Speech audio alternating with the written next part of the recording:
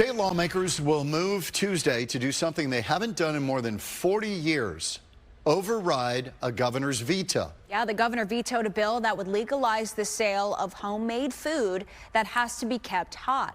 Fox 10's Stephanie Bennett has the latest. John and Christina, good evening. Yeah, a lot of people are not happy with this veto. Some people saying this is a way to make a living without taking on the cost of owning a restaurant, while those who support the veto say this is just purely for safety. I was kind of shocked, and then I was a bit devastated. Michelle Ware, owner of Devil's Food Cakery in Prescott Valley, was disappointed to learn Governor Katie Hobbs vetoed House Bill 2509. I really felt that we had such a huge backing with the House and the Senate, and then for it just to, Governor Hobbs just signs it and it's done right there is a little unfair when there's so many people that want this law changed. This bill was one of 11 that Hobbs vetoed on Tuesday. In a statement, she said in part, this bill would significantly increase the risk of foodborne illness by expanding the ability of cottage food vendors to sell high-risk foods. It fails to establish sufficient minimum standards for inspection or certification of home-based food business. 3,000 people a year die of foodborne illness, and we know that most foodborne illnesses does originate in the home. The bill does include some safeguards to tighten up practice. It would require anyone doing home cooking to complete a food handler program from an accredited source and maintain active certification.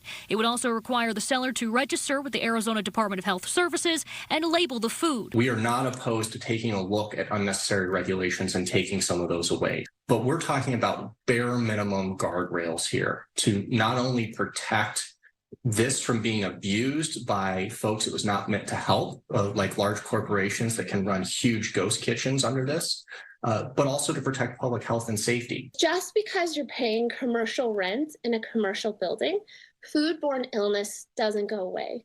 The risk is still there.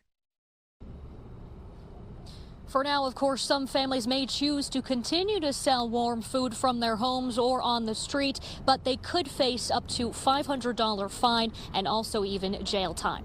Reporting live at the Capitol tonight, Stephanie Bennett, Fox 10 News. Thanks, Steph. In case you're scoring this at home, the last override of a governor's veto happened back in 1981. It was Democratic Governor Bruce Babbitt at the time. He vetoed redistricting plans approved by the Republican-controlled legislature.